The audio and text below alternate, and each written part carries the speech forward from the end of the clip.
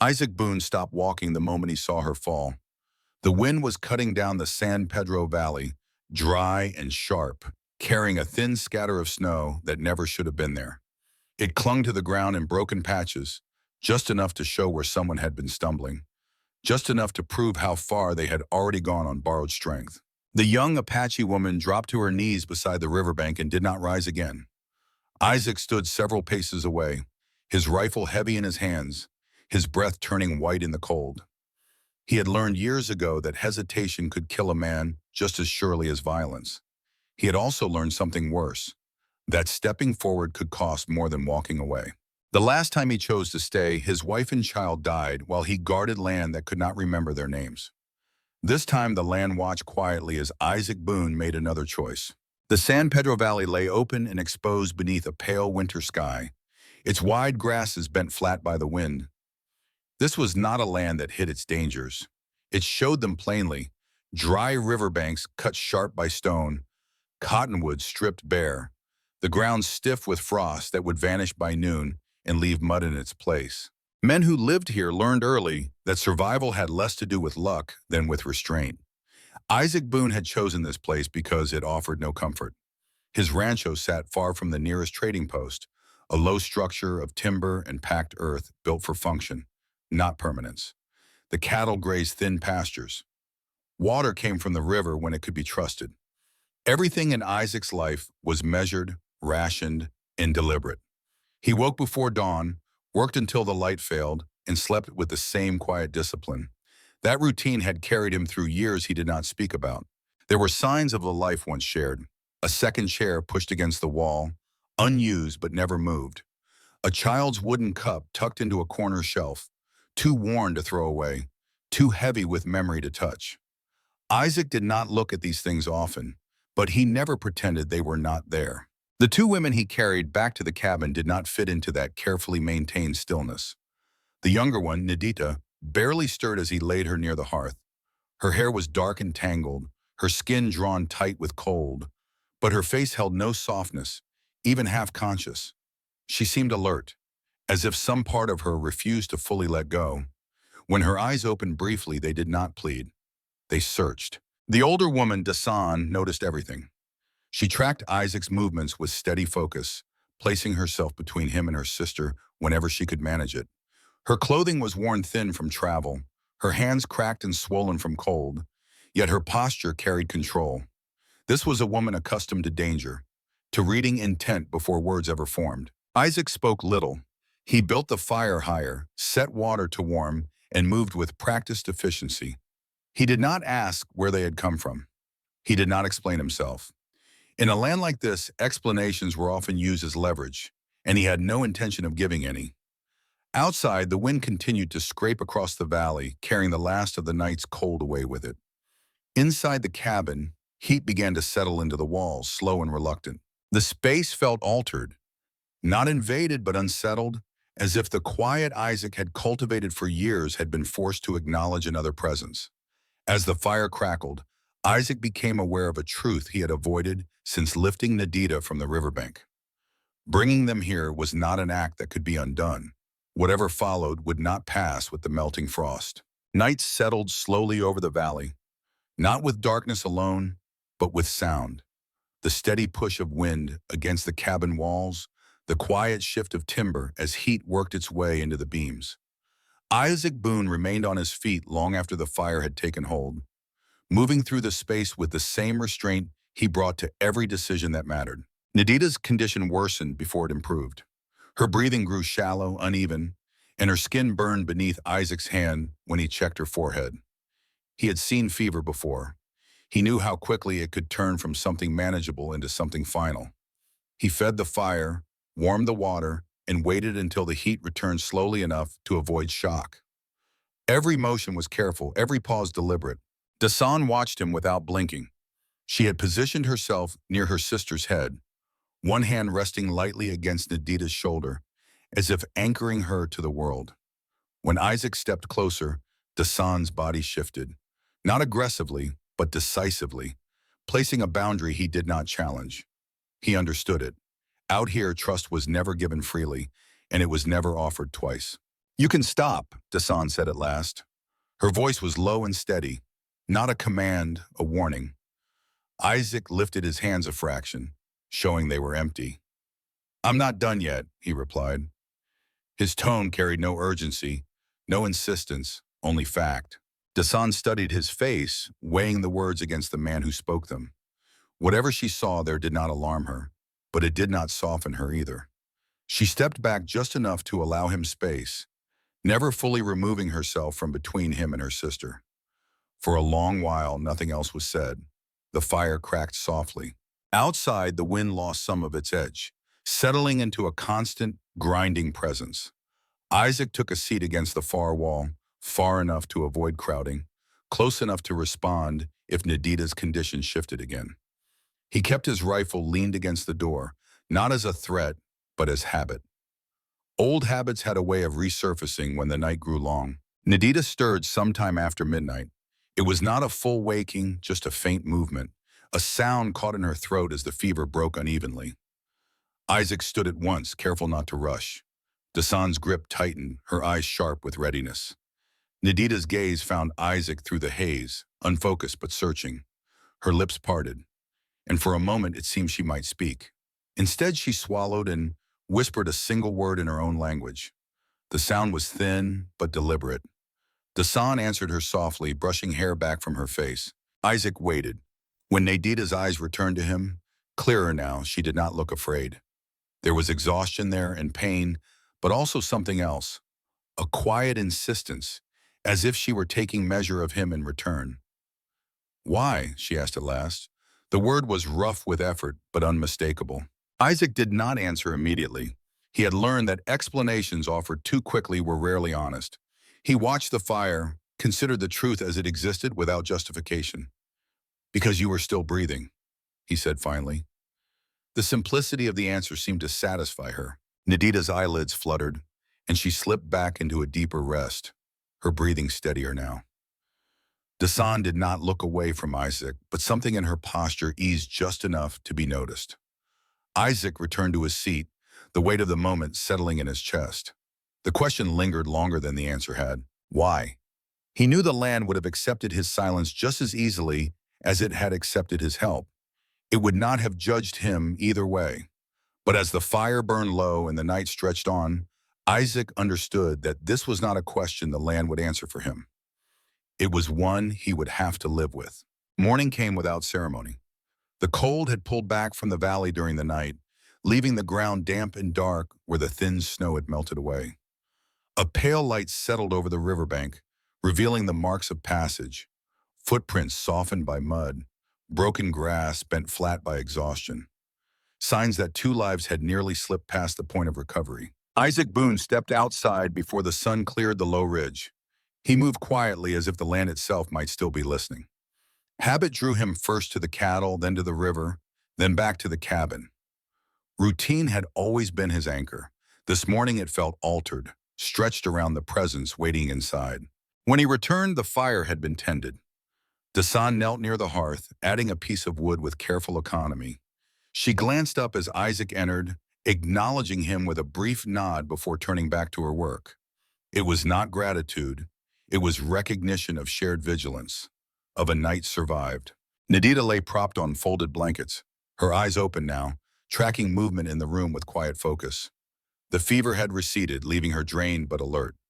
When Isaac set a bowl of warm broth on the table and stepped back, she followed the motion with her gaze, then looked to her sister. Dasan hesitated only a moment before carrying the bowl to her. "You'll drink," she said, not unkindly. Nadita managed a faint curve of her mouth and obeyed. Each swallow came slow and deliberate, as if she were teaching her body how to accept help again. Isaac watched from a distance, careful not to intrude.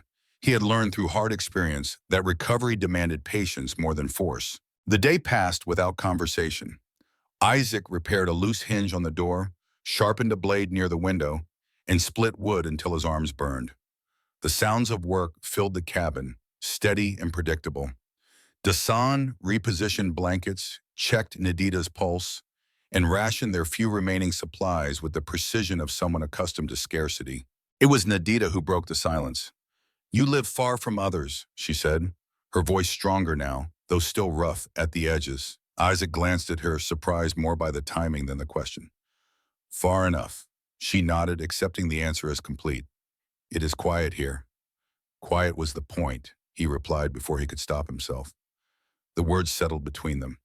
Nadita studied his face, not with curiosity, but with recognition.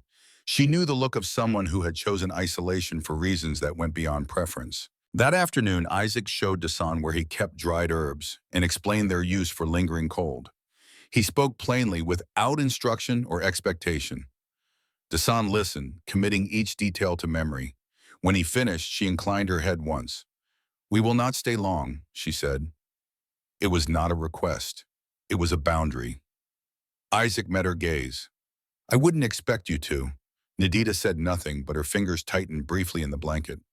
Isaac noticed, then turned away, refusing to read meaning where it had not yet earned its place.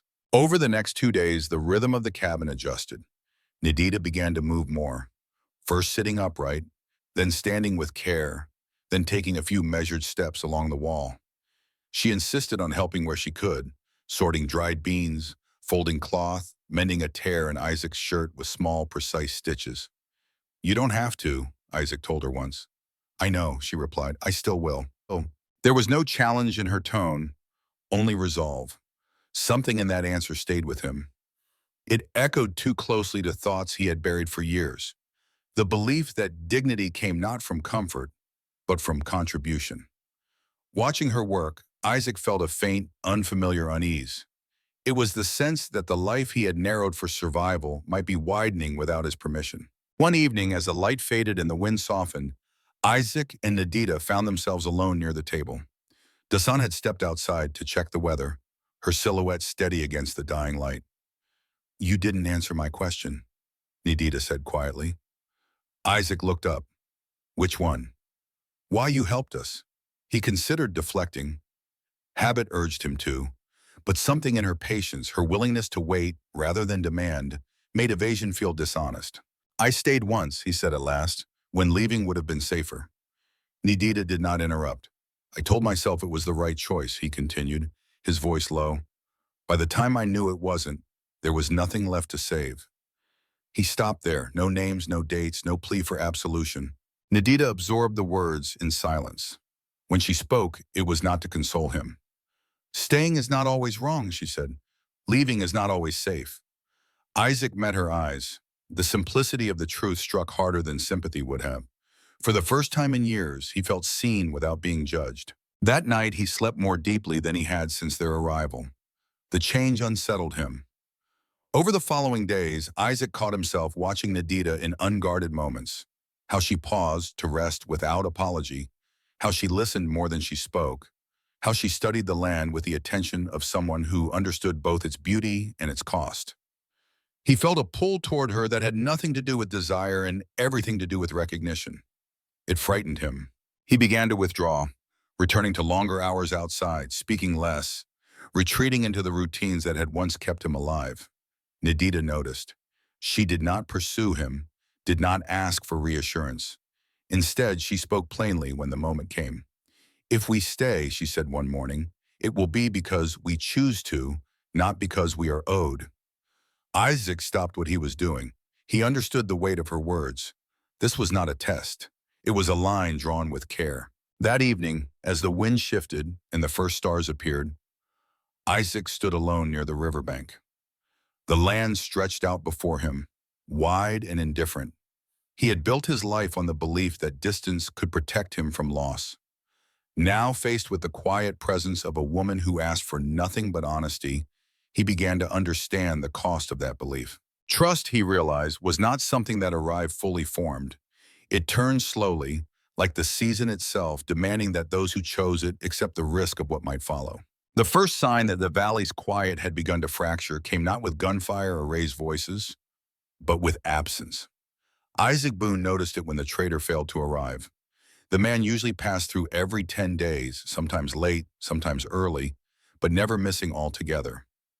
Isaac marked the days by habit more than need, yet when the trail remained empty, beyond its margin of error, he understood what that meant. News traveled faster than horses in places like this. If someone had chosen to speak, the words would already be moving. He said nothing to Nadida or Dasan at first. He repaired fence posts, checked the cattle, and kept his routines intact, as if order alone might hold the world in place. But he felt a shift in the air, the way the land seemed to listen more closely than before. It was Dasan who confirmed it. "They know," she said one evening as she came in from the edge of the clearing. Someone spoke. Isaac nodded once. He had expected no less. Nadida watched him from across the room, her expression unreadable. She did not ask what would happen next. She already understood that knowledge carried weight, and weight demanded choice. The men arrived 2 days later. There were 4 of them, riding in loose formation. Their horses slowed not by caution, but by confidence. Isaac saw them coming from the ridge and did not reach for his rifle. He stepped out from the cabin instead, positioning himself where he could be seen clearly. The one who rode at the front dismounted first. Caleb Hargreaves was not a large man, but he carried himself as though space belonged to him by default. His coat was better kept than most, his boots polished just enough to signal authority without appearing vain. He smiled when he saw Isaac, a thin expression that never reached his eyes. "Boone," he said, as if they were old friends. "Didn't expect to find you entertaining guests." Isaac did not return the smile. "This is my land." "Is it?" Hargreaves replied lightly. "Depends who's asking." Behind Isaac, the cabin door opened. Dasan stepped out first, placing herself deliberately in view. Nadida followed, slower but no less steady. She stood at the threshold, her back straight, her gaze fixed forward. Hargreaves' smile faded. "There's talk," he said, his voice carrying easily in the open air. "Apache moving through the valley. Trouble following close behind. Folks are concerned." Dasan said nothing. She had already shifted her stance, angling herself so that she could reach Nadida in a single step if needed. Isaac felt the familiar tightening in his chest, the instinct to de-escalate, to say as little as possible, to let things pass without drawing attention. It was the same instinct that had guided him for years. He ignored it. "They're not passing through," he said. "They're here because the cold nearly killed one of them." Hargreaves glanced at the men behind him, then back at Isaac. "You're taking responsibility." "Yes." The word landed heavier than Isaac expected. Saying it aloud closed the door he could not reopen. Hargreaves studied him for a long moment. "You know how this looks." "I know what it is," Isaac replied. Silence stretched. The wind moved through the grass, carrying dust and the faint smell of water from the river. "We can't have trouble here," Hargreaves said at last. "If they leave quietly, no one needs to get involved." Dasan took a step forward. "We will leave if we must," she said evenly, "but not because we are told to disappear." Isaac felt the decision settle fully in his body then, like a weight shifting into place. "They stay," he said. "If there's a problem, it's mine." Hargreaves' eyes hardened. "You're choosing sides." Isaac shook his head. "I'm choosing responsibility." That was the moment everything changed. Hargreaves said no more. He mounted his horse and turned away, the others following without comment. But Isaac knew better than to mistake retreat for resolution. Men like Hargreaves did not let challenges stand unanswered. That night, Dasan unpacked, not in haste, not with fear, but with purpose. She laid out what little they carried, preparing for movement before it was forced upon them. Nadida watched her sister in silence, then turned to Isaac. "If we go," she said, "it will not be because of them." Isaac met her gaze. He heard the unspoken truth beneath her words. Staying would require him to stand where he had always chosen to step aside. The following day, word reached Isaac that Hargreaves had taken men south, tracking signs that did not exist. He was determined to prove himself right, to justify the pressure he had applied. The land, indifferent as ever, did not bend to his certainty. The weather turned, not into snow, but into wind, hard, cutting, deceptive. By nightfall, a rider arrived at the edge of Isaac's land, breathless and shaken. "Hargreaves is down," the man said. "Horse slipped near the cut rock. He's hurt bad." The rider looked at Isaac with something close to expectation. Isaac did not respond immediately. He felt the old instinct rise again, urging him to stay still, to let consequence follow action. Instead, he reached for his coat. Nadida saw the movement and understood at once. "You don't owe him," she said quietly. I know. Then why? Isaac paused. The answer formed without effort. Because I won't live by leaving things undone anymore. He rode out into the dark alone. Hargreaves lay where the land had claimed him, pinned, injured, furious at his own helplessness. Isaac worked without words, cutting, lifting, binding. He brought the man back alive, though not gently. By morning, the story had spread. Hargreaves survived, but he did not recover his standing. His lies surfaced. His recklessness was witnessed. The men who had followed him no longer spoke his name with respect. In a place where authority lived or died by trust, that was punishment enough. When Isaac returned to the cabin, Nadita was waiting. He did not explain himself. He did not have to. The choice had already been made, before the land, before the people, and before himself. And this time he did not turn away. The valley settled slowly after the confrontation, as if the land itself needed time to absorb what had happened. The wind softened, no longer pressing its will against the grass, and the nights grew clearer, colder in a way that felt honest rather than threatening. Life returned to its ordinary rhythms, but nothing moved quite the same as before. Isaac Boone felt the change most keenly within himself. He rose before dawn as he always had, tended the fire, checked the cattle, and walked the edge of the river where frost still clung to the shaded banks. Yet each task carried a new awareness. He was no longer moving only for his own survival. Every decision now reached beyond the narrow circle he had drawn around himself for years. Inside the cabin, Nadita was awake when he returned. She sat at the table sorting dried beans into careful portions. Her movements were unhurried. Dasan stood near the wall, adjusting the straps on her pack. They did not speak at first. Isaac set his coat aside and poured water into the kettle. The sound of it heating filled the space between them. He understood without being told that this moment could not be postponed. Silence had served them well until now. It would not carry them further. "I won't ask you to stay," Isaac said at last. Nadita looked up, her expression steady. She did not seem surprised. "I wouldn't stay if you did." The honesty of the exchange eased something tight in his chest. He nodded once. "If you remain here, it will be because you choose it, not because you need shelter, not because I feel responsible." Dasan's eyes flicked toward him, measuring the words with the same precision she had applied to every action since their arrival. Whatever she saw satisfied her enough to keep listening. "This land isn't easy," Isaac continued. "It doesn't forgive mistakes, and it doesn't promise safety, no matter how careful a man is." Nadita folded her hands together. "Nothing worth choosing does." The answer carried no bravado. It was a statement of fact, born of experience rather than optimism. Dasan stepped forward, and then her pack settled firmly on her shoulder. "I will not stay," she said. "Not because this place is unsafe, because my work here is finished." Nadita turned to her sister. Concern flickered across her face before settling into understanding. "You don't have to go yet." "I do," Dasan replied gently. "You no longer need me to stand between you and the world." Isaac felt the weight of those words more than he expected. He had seen Dasan as a shield, a necessary presence that defined the balance within the cabin. Only now did he recognize what her leaving would signify. They shared a meal without ceremony. No toasts were offered, no promises spoken aloud.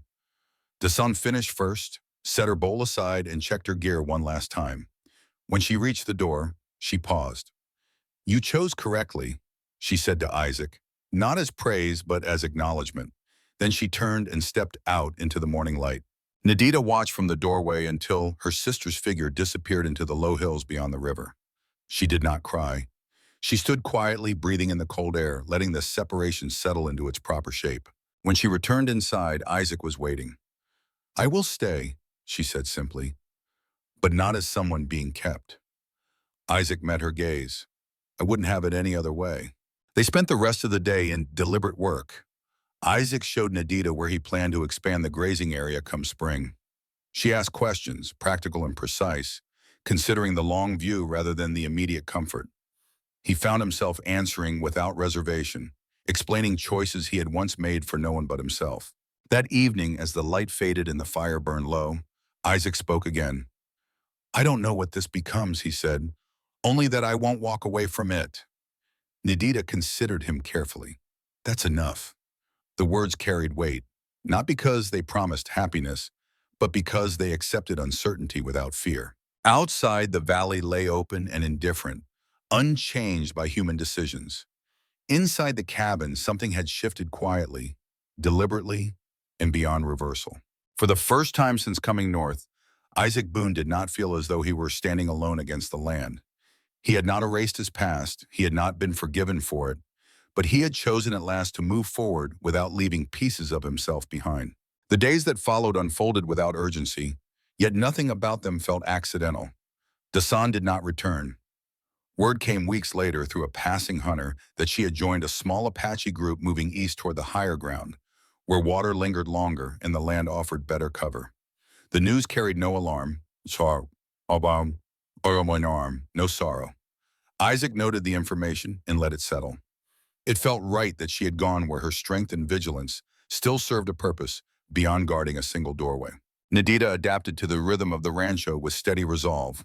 She learned the land as Isaac had learned it years ago, not as something to conquer, but as something to read. She marked where frost lingered longest, where spring runoff would cut shallow channels through the grass, where cattle favored shade when the sun climbed too high. She did not ask permission to take part in these considerations. She offered them, and Isaac listened. The cabin changed in small, practical ways.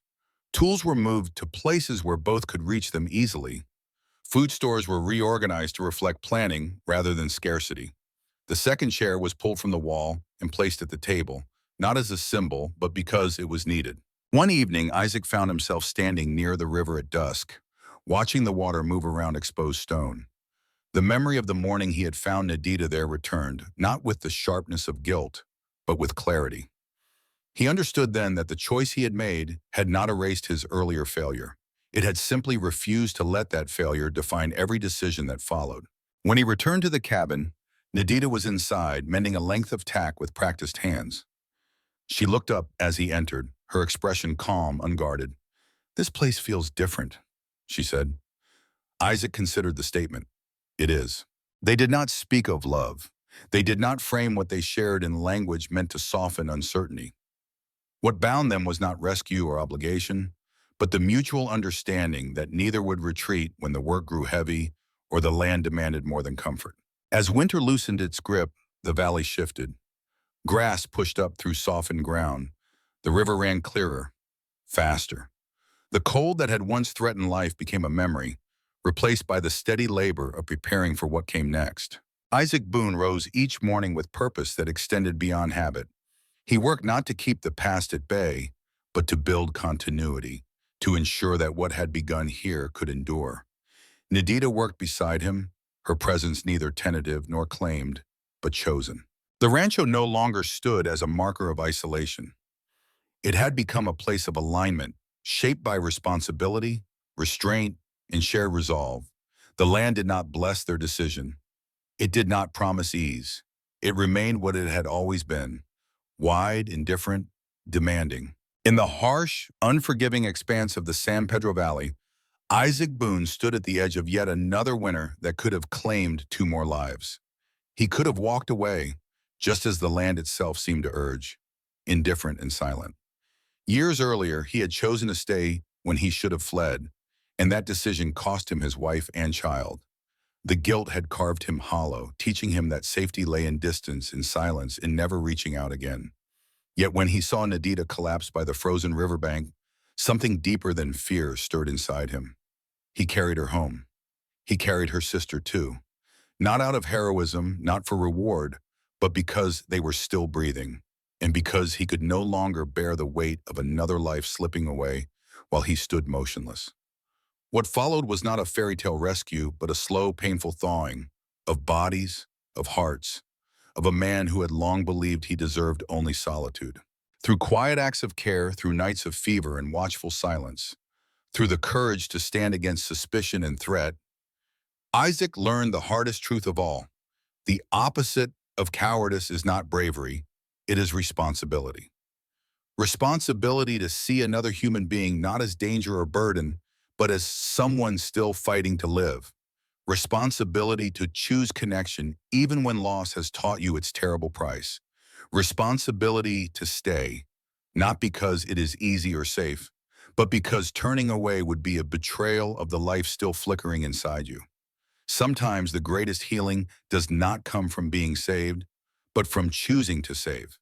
And sometimes the bravest thing a broken heart can do is open the door one more time. If this story touched something deep inside you, if it reminded you of a moment you chose to stay, or a time you wish you had, please share it in the comments below. Tell me, when was the last time you chose responsibility over safety? Your words might be exactly what someone else needs to hear today. And if these Wild West tales of quiet courage and human connection move you, hit that like button, turn on notifications, and subscribe so you never miss the next story that reminds us we're never as alone as we think. Thank you for riding this trail with us. See you in the next one.